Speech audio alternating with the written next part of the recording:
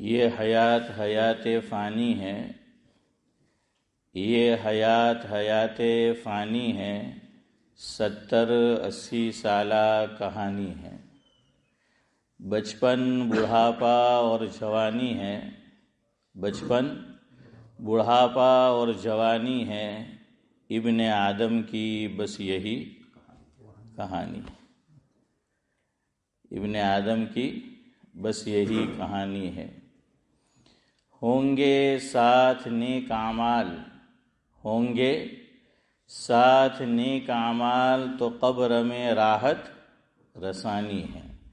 راحت رسانی کا مطلب ہے کہ قبر میں راحت پہنچے گی، آرام پہنچے گا، انعام و اکرام یہ شروع ہو جائے گا وہیں سے۔ تو ہوں گے ساتھ نیک اعمال تو قبر میں راحت رسانی ہے، بغیر اعمال صالحہ کیے، بغیر اعمال صالحہ کیے جنت کی چاہت نری نادانی ہے، جنت کی چاہت نری نادانی ہے۔ اس لیے کہ اللہ تبارک و تعالیٰ نے دیکھیں عام طور پر جہاں ہم سے یہ مطالبہ کیا کہ ایمان لاؤ، وہیں ساتھ میں کیا ہے؟ نیک اعمال کا تذکرہ ہے۔ والعصر ان الانسان لفی خسر الا الذین آمنوا وعملوا الصالحات من عمل صالحا من ذکر او انثى وهو مؤمن ومن يعمل من الصالحات من ذکر او انثى وهو مؤمن فاولئک يدخلون الجنہ۔ تو اب قرآن کریم کو اٹھا کر دیکھ لیجئے، جہاں ایمان کا تذکرہ ہے معاً، یعنی اس کے ساتھ ہی اللہ تبارک و تعالیٰ نے مجھ سے، آپ سے اور ہر ایمان والے سے یہ مطالبہ کیا کہ اب ایمان کے بعد کیا کرو؟ نیک اعمال کرو۔ تو بلا اعمال صالحہ کیے جنت کی چاہت نری نادانی ہے، سلام رہنا ہر وقت چاق و چوبند، کسی وقت بھی آ سکتا حکم ربانی ہے، یعنی موت تو کسی بھی وقت آ سکتی ہے، ہاں کہیں بھی آ سکتی ہے۔ نگاہ عبرت سے دیکھ دنیا کی ہر چیز فانی ہے، نگاہ عبرت سے دیکھ دنیا کی ہر چیز فانی ہے، بس ایک خدا کی ذات ہے جو لا فانی ہے، جو لا فانی ہے۔ اللہ نے فرمایا کل من علیہا فان ویبقى وجہ ربک ذو الجلال والاکرام۔ ایک اور مقام پر فرمایا کہ کل شیء ہالک الا وجہہ۔ بہرحال یہ مبارک اشرا چل رہا ہے، اللہ تبارک و تعالیٰ نے یہ دنیا بنائی اور دنیا کے اندر مجھے اور آپ کو، انسانوں کو بھیجا۔ ایک بڑی پیاری روایت ہے جس میں اللہ کے نبی صلی اللہ علیہ وسلم نے مختصر الفاظ میں دنیا میں مجھے اور آپ کو بھیجے جانے کا مقصد اور دنیا کے اندر اللہ تبارک و تعالیٰ نے کیا مقناطیسیت رکھی ہے اس کا بھی ذکر فرمایا۔ اس لیے کہ امتحان تو اسی وقت ہوگا کہ دنیا ہمیں اپنی طرف بلائے اور ہم اللہ تبارک و تعالیٰ کے حکم کی طرف جائے۔ اگر دنیا کے اندر کشش نہ ہوتی، مقناطیسیت نہ ہوتی، تو پھر کوئی امتحان ہوتا ہی نہیں۔ ہمارے حضرت مولانا ابرار احمد صاحب دلیوی رحمۃ اللہ علیہ فرماتے تھے، مفہوم یہ ہے کہ جو آدمی ایسا ہے کہ بیچارہ عورت کے ساتھ قربت کرنے پر قادر ہی نہیں ہے اور وہ زنا سے بچے، تو اس میں کیا کمال ہے؟ کوئی کمال ہے ہی نہیں۔ ایک آدمی اندھا ہے اور کہے کہ بھائی وہ تو بدنگاہی نہیں کرتا، تو وہ کرے گا کیسے؟ وہ کیسے کرے گا؟ تو اللہ تبارک و تعالیٰ نے دنیا کے اندر بڑی کشش رکھی، ہاں بڑی کشش، اس میں اس کے پھندے میں ہر ایک پھنستا ہے، چاہے عالم ہو، مفتی ہو، امام ہو، شیخ حدیث ہو، دنیاوی فنون حاصل کیا ہوا ہو، دنیا کے اندر ایسی مقناطیسیت ہے، ایسی کشش ہے کہ جو ہر ایک کو اپنی جانب کھینچتی ہے۔ تو انسان دنیا ہی کا ہو کر نہ رہ جائے، اس لیے اللہ رب العزت مبارک راتیں، مبارک دن، مبارک مہینے، مبارک اوقات، مبارک جگہیں، مبارک ساعات یہ ہمیں دیتا ہے اور اس کے فضائل بیان کرتا ہے۔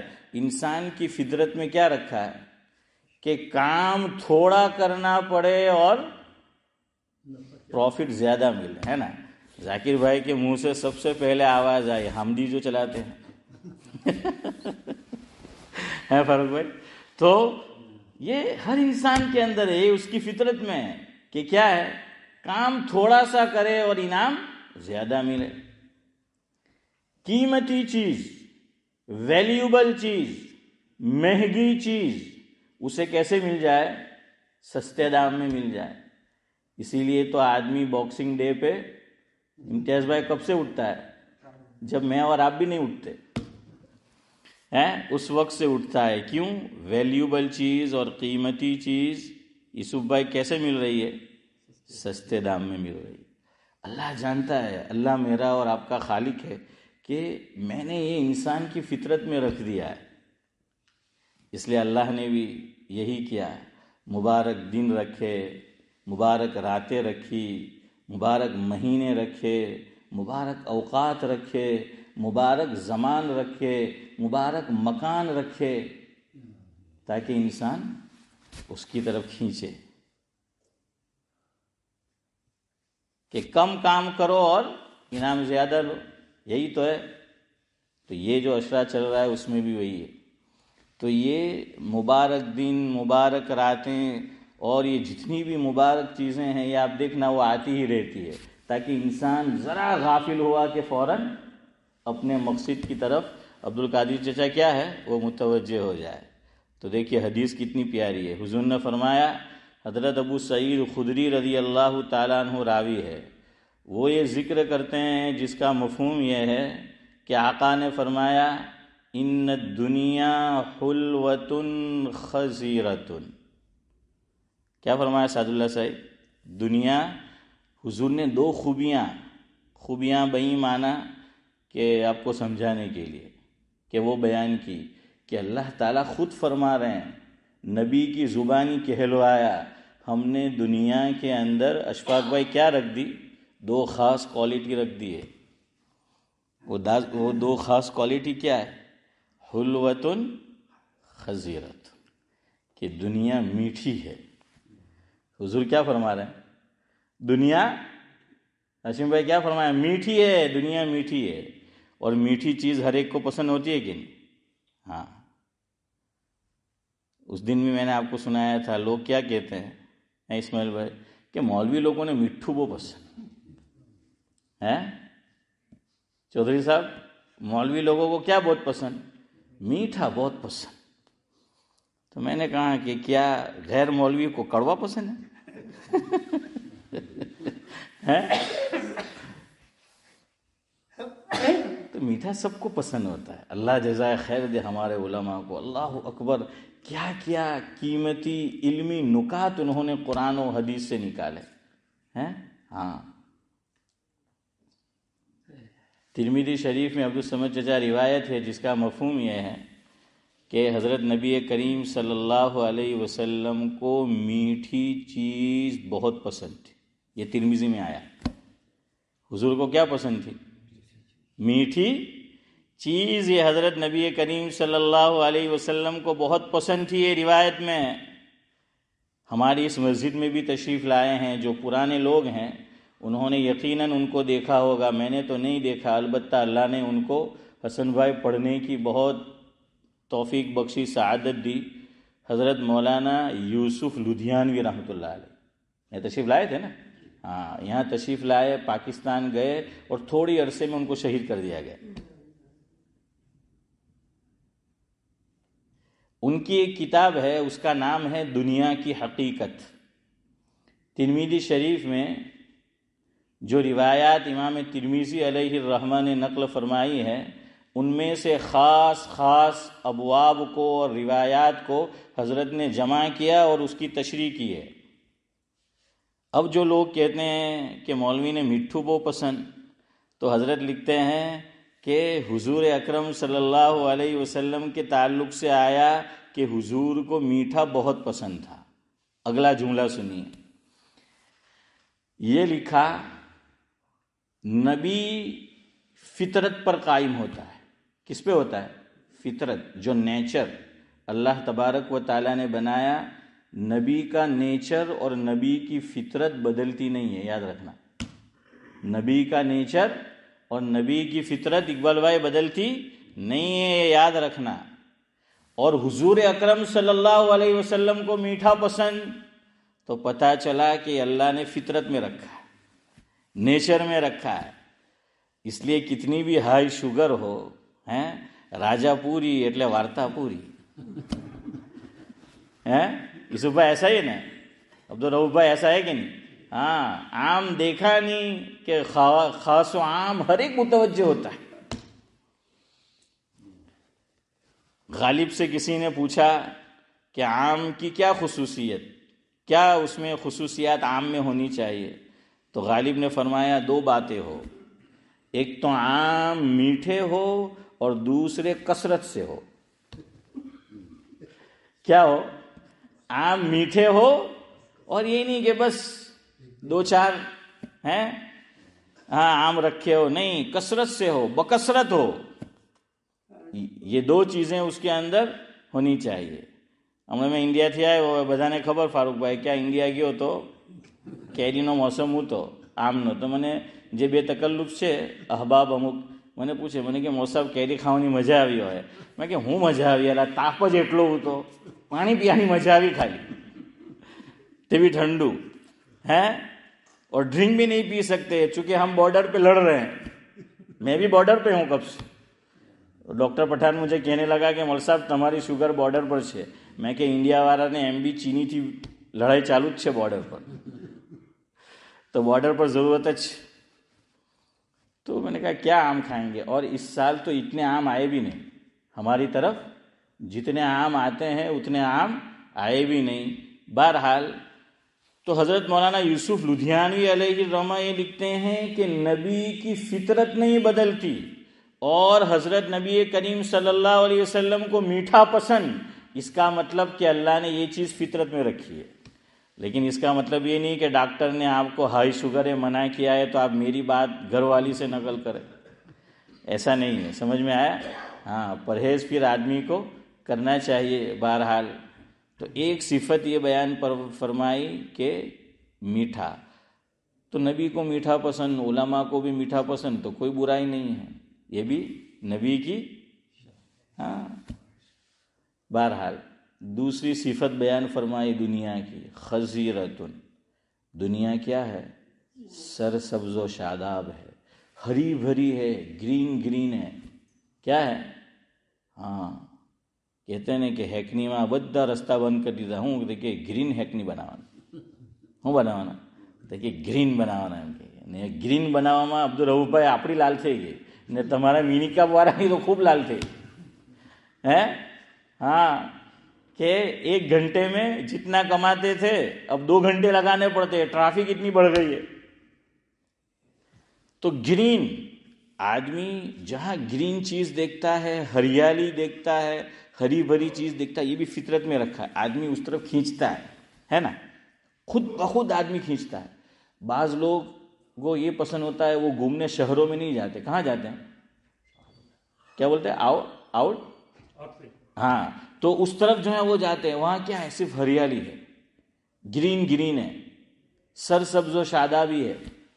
تو اللہ نے یہ 2 چیزیں رکھی، میٹھی ہے، میٹھی چیز کی طرف دل کھینچے گا، میٹھی چیز کی طرف کیا کھینچے گا؟ دل کھینچے گا، اور سر سبز و شاداب ہے، ہری بھری ہے، ہریالی ہے، آنکھ کھینچے گی۔ کیا کھینچے گی؟ آنکھ۔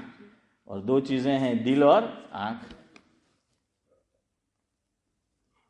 تو دنیا سے بچنا بڑا مشکل ہے۔ ہاں، حضور نے آگے فرمایا فاتقوا الدنیا واتقوا النساء، کہ دو چیزوں سے بچو، دنیا سے اور عورتوں سے. اور آگے دلیل دی کہ بنی اسرائیل میں سب سے پہلا فتنہ کیا ہوا؟ یہی تھا کہ وہ دنیا کی طرف مائل تھے اور عورتوں کی طرف.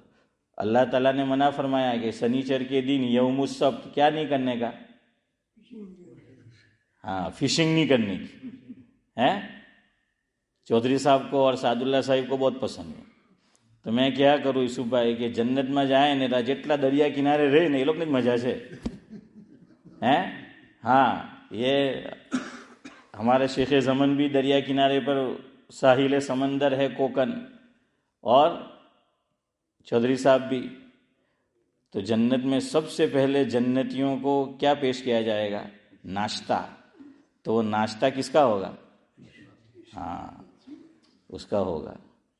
اب امک لوگوں کہے کہ یار ہم تو فش نہیں، بعض لوگ نہیں کھاتے ہے نا، کہ نہیں فش نہیں تھے کہ ہوتا ہوں تھا. دیکھیے وہاں پہ آدمی کو جنت کی کوئی نعمت سے کراہت محسوس ہی نہیں ہوگی ہی نہیں. وہاں سب اسکان کر کے بھیج دیا جائے گا. جنت کی ہر نعمت جنتیوں کو راس آئے گی. ہاں، وہ ان کو راس آئے گی. یہاں نہیں بھی پسند ہے، ارے بھائی یہ کوئی دنیا کی مچھلی تھوڑی ہے، وہ تو آخرت کی مچھلی ہے، جنت کی مچھلی ہے. ہاں، وہ جنت کی مچھلی ہے، تو اس کی بات ہی کچھ اور ہے. اللہ نے جنت کی نعمت کے تعلق سے فرمایا پہلے پارے میں سورہ بقرہ میں وَبَشِّرِ الَّذِينَ آمَنُوا وَعَمِلُوا الصَّالِحَاتِ أَنَّ لَهُمْ جَنَّاتٍ تَجْرِي مِنْ تَحْتِهَا الْأَنْهَارُ كُلَّمَا رُزِقُوا مِنْهَا مِنْ ثَمَرَةٍ رِزْقًا قَالُوا هَذَا الَّذِي رُزِقْنَا مِنْ قَبْلُ وَأُتُوا بِهِ مُتَشَابِهًا. کیا فرمایا؟ وَأُتُوا بِهِ مُتَشَابِهًا، کہ وہ تمہیں دنیا کے مانند آم، مچھلی، بنانا یہ دکھے گی، لیکن وہ جنت کا فروٹ ہے، جنت کی نعمت ہے، جنت کی غذا ہے. تو دکھنے میں اس جیسی ہوگی لیکن ٹیسٹ کیا ہوگا؟ الگ ہوگا. تمہیں موری سمجھائی تو ہوں گے کہ ہلا سنترا یہ لاوا نہ کہ کہاں نہ کہ جو اسپین نہ ہوئے تو لاؤ. جو اسپین کے ہوتے ہیں میٹھے ہوتے وہ کہاں کے؟ اسپین کے ہے نا. ہاں، تو وہ کہتے اسپین کے لے کر آنا. حالانکہ اسی کے مانند دوسرے بھی ہے، لیکن وہ اسپین کا ہے وہ میٹھا ہوتا ہے. حالانکہ دونوں دکھنے میں کیا ہے؟ برابر ہے. دونوں دکھنے میں برابر ہے. تو جنت کی نعمت بھی اور یہاں کی بھی، یہاں جو اللہ تبارک و تعالیٰ نے بعض چیزیں رکھی ہے وہ ویسی ہوگی، لیکن لطف یہ دو بالا ہوگا. بلکہ دو بالا بھی کیا پتہ نہیں کتنے بالا ہوگا. یعنی کوئی اس کی کیا کہتے ہیں آپس کے اندر مقابلہ ہو ہی نہیں سکتا. تو فرمایا کہ دنیا کو سرسبز بنایا ہے، میٹھا بنایا ہے. آگے فرمایا وَإِنَّ اللَّهَ مُسْتَخْلِفُكُمْ فِيهَا، کہ میں نے تمہیں اس دنیا میں خلیفہ بنا کر بھیجا ہے، جانشین بنا کر بھیجا ہے. یعنی ایک جائیں گے دوسرا آئے گا، ایک جائے گا دوسرا کیا ہے؟ آئے گا. ہم جن مکانوں میں رہتے ہیں پہلے کوئی اور رہتا تھا، وہ چلے گئے، اب ہم ہیں، ہم چلے جائیں گے کوئی اور ہوگا، ہے نا، کوئی اور ہوگا. تو میں کہاں کرتا ہوں کہ آدمی یہ کوشش ہوتی ہے کہ بھائی کوئی بھی حساب مارو لندن میں ایک گھر تھے جائے، ٹھیک ہے، આપણે ایک بائی کری لیے کہ رات દિવસ دوڑ دھوپ کرے کہ لندن میں کیا ہو جائے، ایک گھر بائی کر لے. میں نے کہا تو جتنے بھی بائی کر، ایک دن تو یہی گھر تجھے بائی کرے گا. ہاں، وہ تو بائی جو ہے وہ کرنا ہی ہے. یہاں ایک بائی، وہاں بائی. تو اللہ نے فرمایا کہ دیکھیے میں نے تم کو جانشین بنایا ہے، تم سے پہلے بھی لوگ آئے، تمہارے بعد بھی آئیں گے. اپنے مقصد کو یاد رکھنا. فَيَنْظُرَ كَيْفَ تَعْمَلُونَ، میں نے تمہیں دنیا میں اس لیے بھیجا کہ میں دیکھنا چاہتا ہوں تم میں سے نیک اعمال کون کرتا ہے، تم میں سے اچھے اعمال کون کرتا ہے. 29واں پارہ سورہ تبارک، اللہ رب العزت دوسری آیت میں فرماتے ہیں الذی خلق الموت والحیات لیبلوکم ایکم احسن عملا. ہاں، یہ فرمایا کہ میں نے موت کو بھی پیدا کیا ہے، زندگی کو بھی پیدا کیا ہے، تمہیں زندگی دی پھر موت آئے گی، تمہیں اس لیے بھیجا ہے لیبلوکم ایکم احسن عملا۔ اور اللہ کے نبی صلی اللہ علیہ وسلم نے فرمایا فإن اللہ مستخلفکم فیہا فینظر کیف تعملون، اور آگے بتا دیا کہ دو باتوں سے، دو چیزوں سے بچنا، فاتقوا الدنیا، ایک تو دنیا سے بچنا، اور دوسرا واتقوا النساء۔ اب دیکھیے، دنیا کمانا برا نہیں ہے، دنیا حاصل کرنا برا نہیں ہے، یاد رکھنا، دنیا کی محبت بری ہے، دل میں محبت نہیں آنی چاہیے، ورنہ دنیا یہ ضروریات میں سے ہے، میرے ساتھ بھی لگی ہے، آپ کے ساتھ بھی لگی ہے، ہر ایک کے ساتھ دنیا لگی ہوئی ہے، لیکن کیا ہے، دنیا مقصد نہ ہو بلکہ کیا ہو، ضرورت ہو، اور آخرت ہماری ضرورت نہیں ہے بلکہ کیا ہے، مقصد ہے۔ ہاں، آخرت ہمارا مقصد ہے اور دنیا کیا ہے، ضرورت ہے۔ اکبر الہ آبادی کو اللہ جزائے خیر دے، کتنی اچھی بات کہی ہے کہ دنیا میں ہوں دنیا کا طلبگار نہیں ہوں۔ سعد اللہ صاحب کیا کہا، دنیا میں ہوں دنیا کا طلبگار نہیں ہوں، بازار سے گزرا ہوں خریدار نہیں، بازار سے گزرا ہوں خریدار نہیں۔ تو بہرحال میں اور آپ اور ایمان والے اپنا مقصد نہ بھولے، اس لیے اللہ تعالیٰ یہ ہمیں کیا دیتا ہے، مبارک ایام دیتا ہے، مبارک راتیں دیتا ہے، مبارک مہینے دیتا ہے، مبارک جگہیں دیتا ہے، مبارک ساعات دیتا ہے، مبارک اشرا دیتا ہے۔ تو یہ وہی اشرا چل رہا ہے، اور اس میں کیا کیا جاتا ہے، اعمال کی ویلیو بڑھ جاتی ہے۔ ہاں، ویلیو بڑھ جاتی ہے۔ عام دنوں میں کرو گے تو اتنا ثواب نہیں، لیکن ان دنوں میں کرو گے تو ثواب بڑھ جائے گا۔ باکسنگ ڈے کے بعد وہی چیز لینے جاؤ تو جو باکسنگ ڈے میں ملی ہے اتنی قیمت میں ملے گی؟ نہیں ملتی، وہ خاص اوقات ہوتے ہیں۔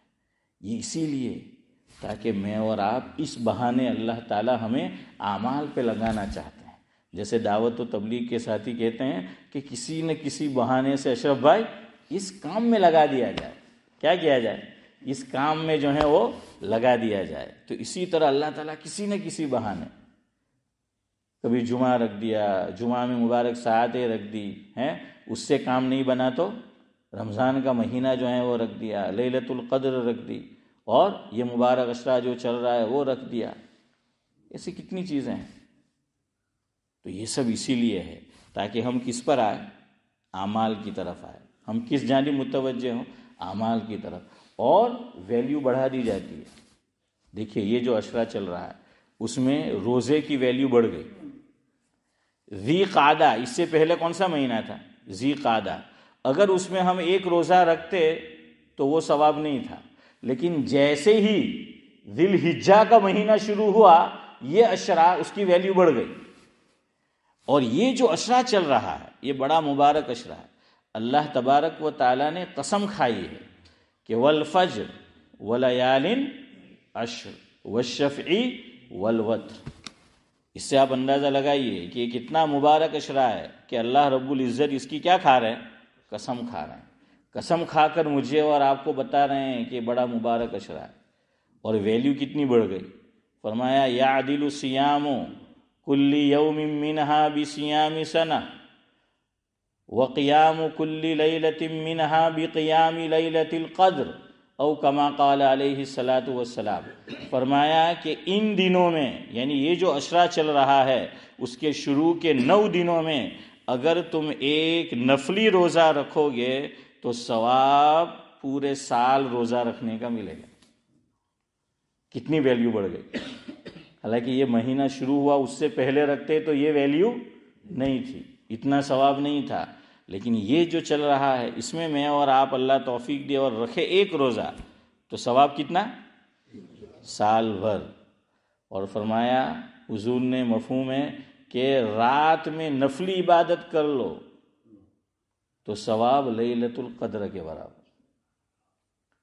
اب علماء نے بڑی اچھی بات لکھی، رمضان المبارک میں تو ہمیں کیا پتہ کہ لیلۃ القدر جب آئی تو ہم تو ہم نے اس میں ہم عبادت میں مصروف تھے یا نہیں تھے کوئی معلوم نہیں، لیکن اس میں گارنٹی ہے کہ ان دنوں میں رات کو عبادت کر لو. اس لیے اگر آپ کا معمول ہے تو بہت اچھا، ورنہ آج سے یہ 10 دن تک اپنا یہ معمول بناؤ.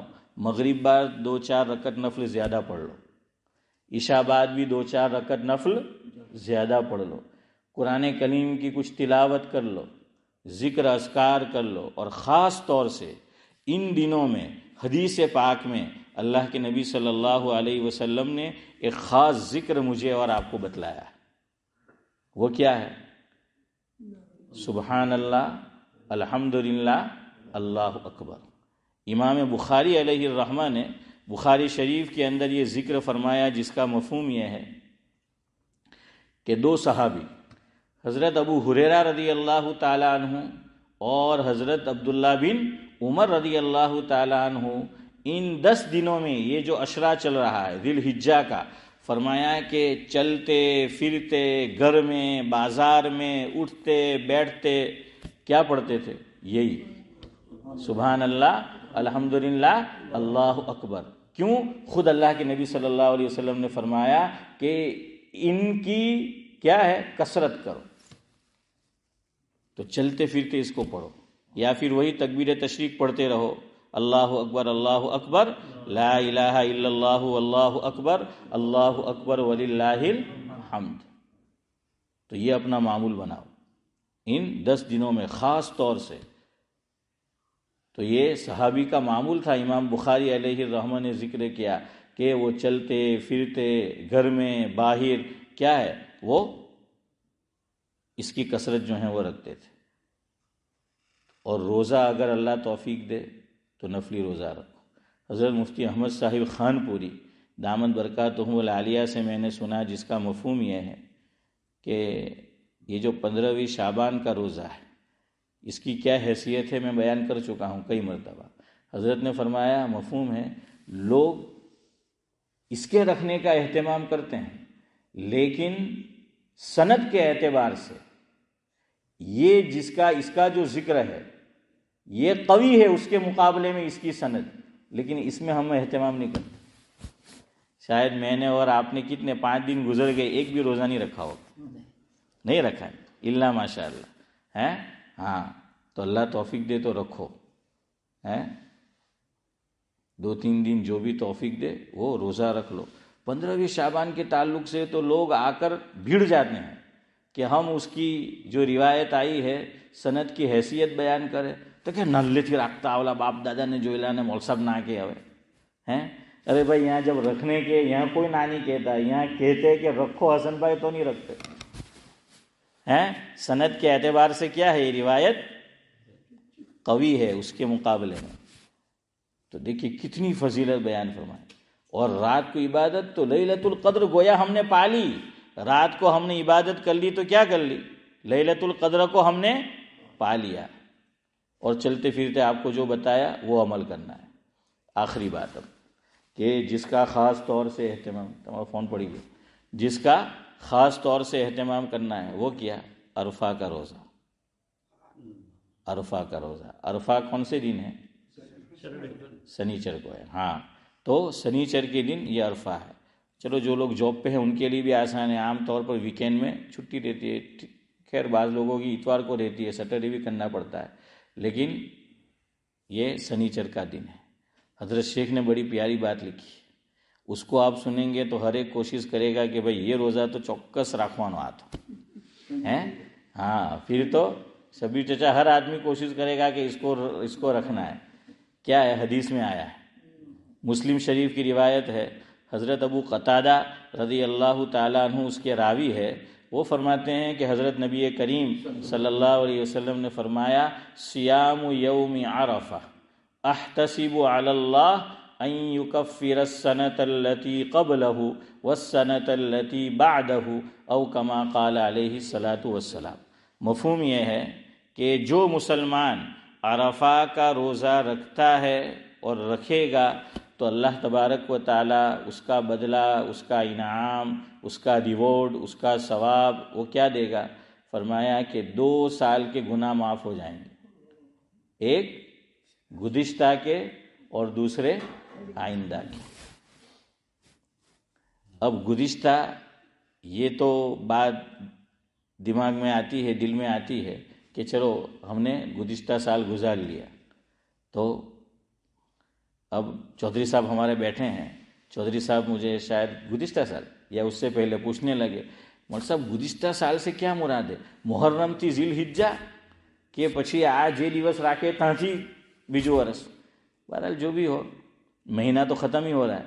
ان کا سوال صحیح ہے، سمجھ آ رہا ہے کیا پوچھا؟ 9 to 9 وہ ہے یا پھر فرسٹ محرم سے لے کر آخری ذی الحجہ تک، جو بھی ہو کوئی بھی ہو، حدیث میں اس کی تفصیل نہیں ہے. لیکن بہرحال سال گزشتہ کے گناہ معاف ہوں گے اور آئندہ سال کے بھی گناہ معاف ہوں گے.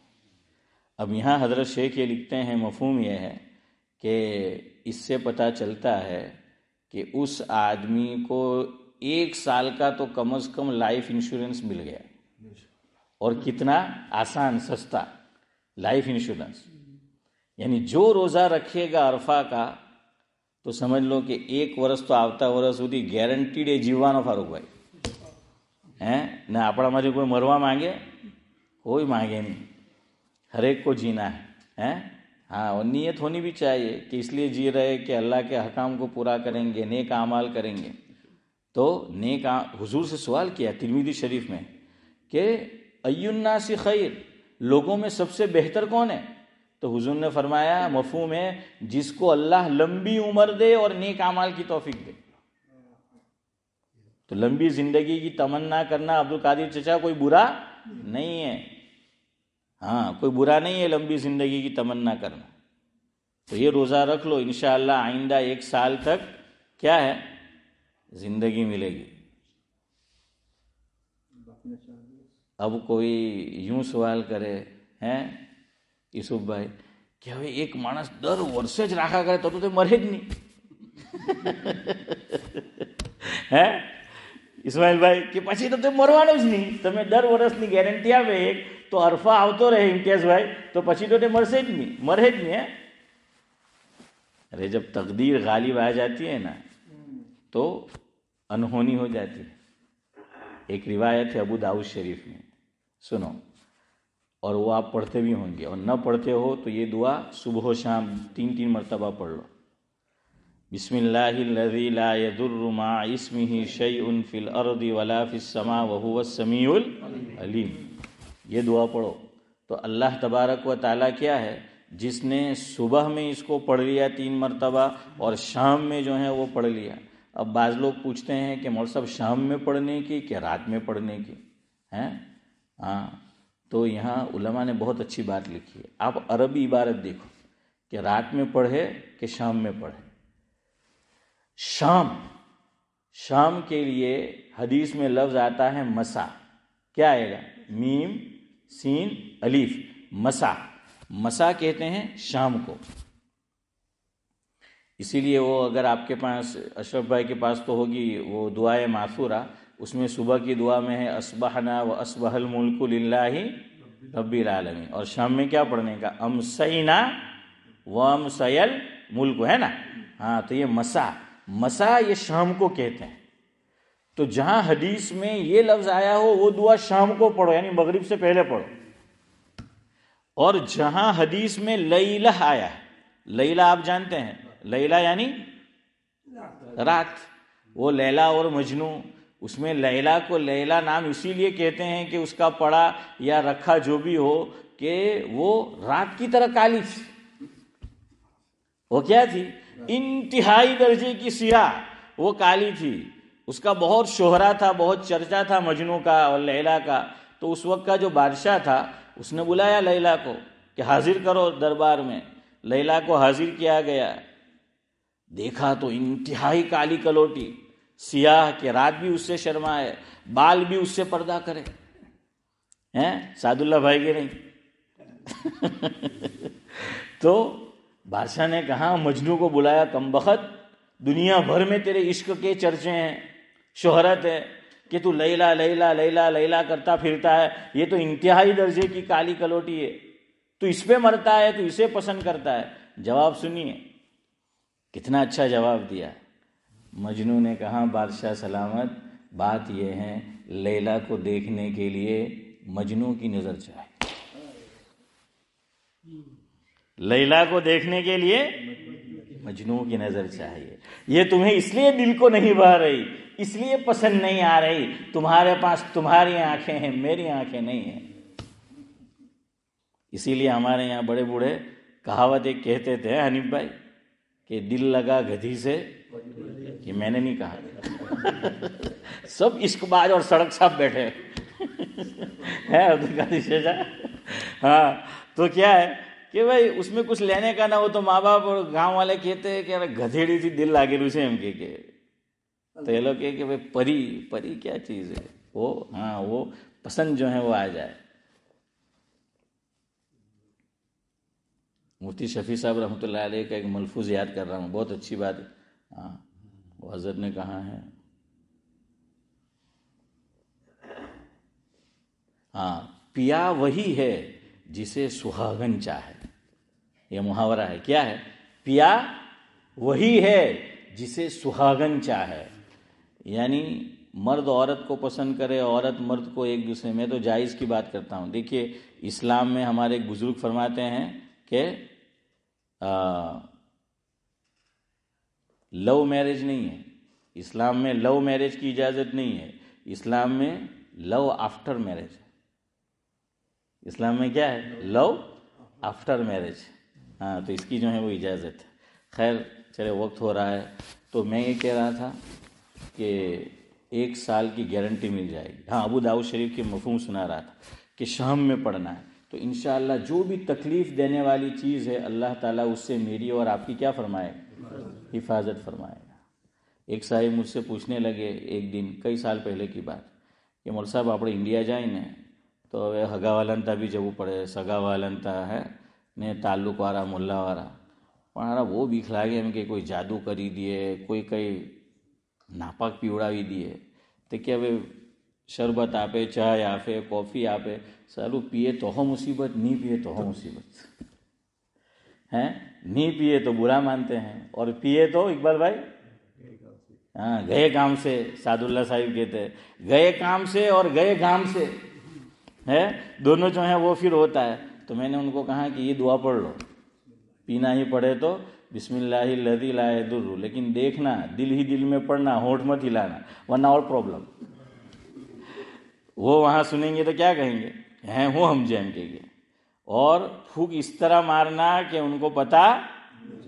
میں نے کہا یہ کہہ کے پی لو، انشاءاللہ اللہ تعالیٰ کیا کرے گا؟ حفاظت جو ہے وہ کرے. اور یقین ہونا چاہیے. تو 3 مرتبہ صبح پڑھو، 3 مرتبہ شام. دنیا کی کوئی چیز حضور نے فرمایا کہ اس کو تکلیف نہیں پہنچائے گی سوائے موت کی، سوائے موت کی. اب اس کے جو راوی ہے وہ ایک دن جیسے میں بیٹھا ہوا ہوں اور ہماری یہ مجلس لگی ہوئی ہے وہ یہ حدیث بیان کر رہے تھے کہ صبح میں 3 مرتبہ پڑھ لو، شام میں 3 مرتبہ پڑھ لو تو دنیا کی کوئی چیز تکلیف نہیں پہنچائے گی، اسے مصیبت نہیں پہنچے گی. تو جب یہ حدیث بیان کی اس وقت وہ جو راوی ہے، وہ جو صحابی رسول ہے، تو ان کو لکوا مار گیا تھا. کیا مار گیا تھا؟ فالج کا اثر تھا. ایک تو بہت سخت فالج کا اثر ہوتا ہے کہ آدمی بول بھی نہیں پاتا، اٹھتا بیٹھتا. ایک ذرا تھوڑا سا کیا ہوتا ہے؟ اثر ہوتا ہے اور اللہ پھر مدد فرما دیتا ہے. تو ایک آدمی جو مجلس میں بیٹھا ہوا تھا تو یہ جو حدیث بیان کر رہے تھے وہ صحابی ان کو ٹک ٹکی نگاہ سے دیکھنے لگا. آپ کو جانا ہے تو ٹک ٹکی نگاہ سے دیکھنے لگا. تو دیکھیے ہمارے یہاں کہتے ہیں کہ لفافہ دیکھ کر خط کا مضمون بھانپ لیتا ہوں. لفافہ دیکھ کر شبیر چچا خط کا مضمون بھانپ لیتے اور کہتے ہیں کہ چہرہ دل کا آئینہ ہوتا ہے. تو صحابی سمجھ گئے کہ اس کو حضور کی بات پہ شک ہونے لگا ہے. کیوں کہ جو راوی ہے وہ روایت کر رہے ہیں، ان کو لقوے کا اثر ہے، ان پہ فالج کا اثر ہے.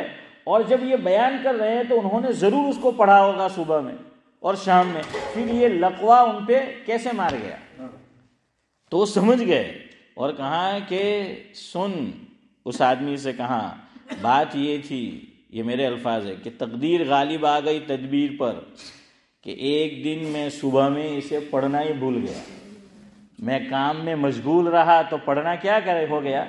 حشیم بھائی بھول گیا. فرمایا ادھر بھولنا تھا اور ادھر خالد کا اثر.